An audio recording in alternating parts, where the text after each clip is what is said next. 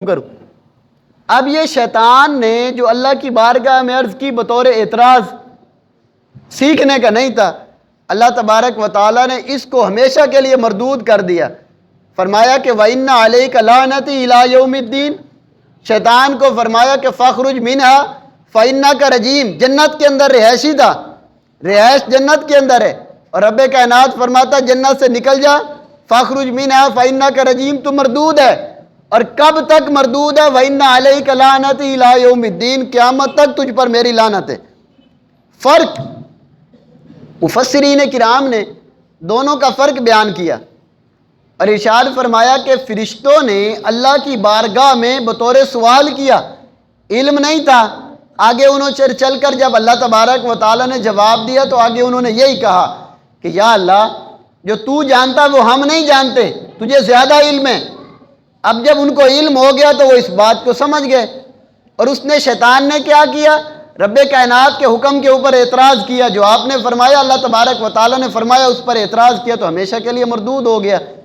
اس سے ہمیں سمجھنے کے لیے جو بات ملی وہ یہ کہ اہل حق اور سمجھدار جو ایمان والے ہیں ان کی صفت یہ ہوتی ہے وہ بات بات پر اعتراضات نہیں کرتے۔ یہ روش کفار کی ہے۔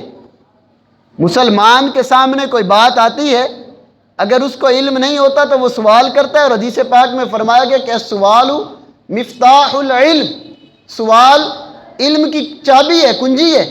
اگر کوئی شخص سوال کرتا ہے تو وہ علم سیکھ جائے گا، اور سوال نہیں کرتا تو وہ جاہل کا جاہل رہے گا، اعتراض کرے گا تو پرلے درجے کا کفار کے پیچھے چلنے والا ہو جائے گا، اس سے بھی آگے بڑھ جائے گا۔ تو لہٰذا بہتر طریقہ یہ ہے کہ جب تک کسی بات کا علم نہ ہو تو اس پر اعتراض نہ کیا جائے۔ اب ہمارے ہاں کیا ہوتا ہے؟ ہمارے ہاں تو معاشرہ چل اس پہ رہا ہے، صبح و شام اعتراضات کی بچھاڑ ہوتی ہے، جس بات کا پتہ نہیں ہوتا کبھی اس پر اعتراض کبھی اس پر اعتراضات۔ یہ طریقہ مسلمانوں کا نہیں، اہل ایمان کا بھی نہیں، بلکہ اہل ایمان کا طریقہ جو قرآن نے بیان کیا وہ یہی ہے۔ وہ جانتے ہیں کہ یہ میرے رب کی طرف سے ہے۔ قرآن پاک میں بہت ساری چیزیں ایسی ہیں، بہت ساری چیزیں جو عام لوگوں کی سمجھ میں بھی نہیں آتی، عام لوگوں کی عقل میں نہیں آتی، اور حدیث پاک میں بھی ایسے ہے، جب تک اس کی تفسیر اور شرح بیان نہ کی جائے تب تک اس کا پتہ ہی نہیں چلتا۔ تو لہٰذا ایک مسلمان کو چاہیے کہ وہ خاموشی اختیار کر لے۔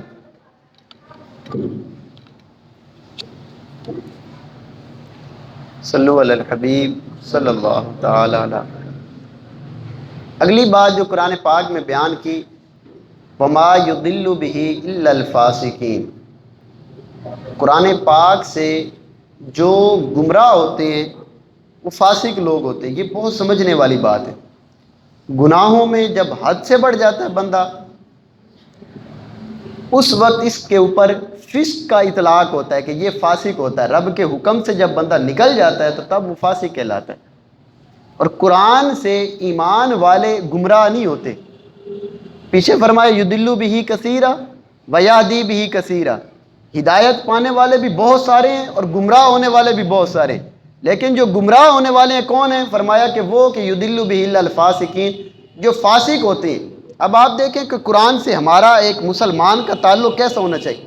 اتنا کمزور تعلق ہوتا ہے کہ زندگی کے اندر کبھی بھی قرآن کو اچھے طریقے سے صحیح انداز میں صحیح العقیدہ عالم دین سے بیٹھ کے ہم نے سمجھ اور سیکھا نہیں ہوتا۔ اور یہ سمجھ لیں کہ بہت سارے تو ایسے ہوتے ہیں کہ جنہوں نے ساری زندگی لٹریچر کن کا پڑھا ہوتا ہے؟ انگریزوں کا، کفار کا۔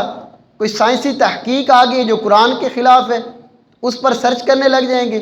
اچھا، اگر کسی فلسفی نے کوئی تھیوری بیان کر دی ہے جو قرآن کے خلاف ہے تو اس میں تذبذب کا شکار ہو جائیں گے۔ اسی طریقے سے اگر کوئی اور ایسی بات کسی کی ریسرچ آ گئی ہے، اس کے سامنے قرآن پاک کی اگر کوئی آیت آ گئی ہے تو کیا کریں گے؟ جی سائنس تو یہ کہتی ہے۔ اللہ کے بندو، ہم اللہ اور اس کے رسول کے ماننے والے ہیں۔ قرآن کو 1400 سال ہو چکے ہیں، آج تک اس کی کوئی زیر زبر غلط نہیں ہو سکی۔ آئے دن تو سائنسی تحقیقیں تبدیل ہوتی ہیں، آئے روز تو ان کی سائنسدانوں کی تھیوریاں تبدیل ہو جاتی ہیں، فلسفیوں کی اپنی تحقیقیں ساری کی ساری آگے پیچھے ہو جاتی ہیں۔ ہر 6 مہینے بعد، سال کے بعد، 2 سال، 20 سال، 50 سال کے بعد ان کی ساری پچھلی سائنس تبدیل، اگلی نئی آ جاتی ہے۔ آپ کے سامنے کتابیں تبدیل ہوتی رہتی ہیں۔ اور مسلمان کو تو چاہیے کہ اس کا قرآن سے اتنا گہرا اور مضبوط تعلق ہو، اگر قرآن کے سامنے کوئی سائنسی تحقیق آئے کسی کی تھیوری آ جائے یا کسی کی کوئی بھی اگر اس کی تحقیق آ جائے تو اس کو پھینک دے اور سائڈ پہ کر دے کہ بس میرا رب یہ فرماتا ہے تو اسی کے اوپر عمل کرنا چاہیے، اور ہونا بھی یہی چاہیے۔ بہت سارے ایسے ہوتے ہیں قرآن سے تعلق ہمارا دور دور تک ہوتا نہیں ہے، اچھا کاروبار شروع کرنا تو سودی لین دین کے اندر آپس میں کیا کرنے لگ جاتے ہیں، اس میں کوئی تعویلیں پیش کرتے ہیں، یہ ہو جائے گا تو وہ ہو جائے گا، ایسے کر لیا جائے ویسے کر لیا جائے۔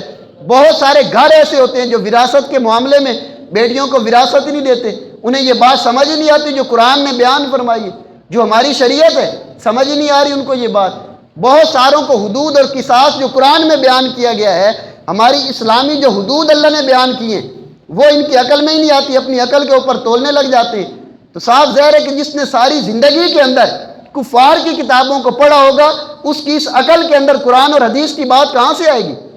اللہ تبارک و تعالیٰ نے جو بیان فرمایا وہ حق بیان فرمایا، اور کامیابی کا اصول بھی یہ ہے، فرمایا کہ ان القرآن شافی و مشفع، قرآن شفاعت کرنے والا ہے، اللہ اس کی شفاعت کو قبول فرمائے گا، اور فرمایا کہ جو اس کو من جعلہ امامہ، جو اس کو اپنا امام تسلیم کرے گا اور قرآنی احکامات پر عمل کرے گا تو ارشاد فرمایا قادہ الی الجنت، قرآن اس کو جنت کی طرف لے کے جائے گا۔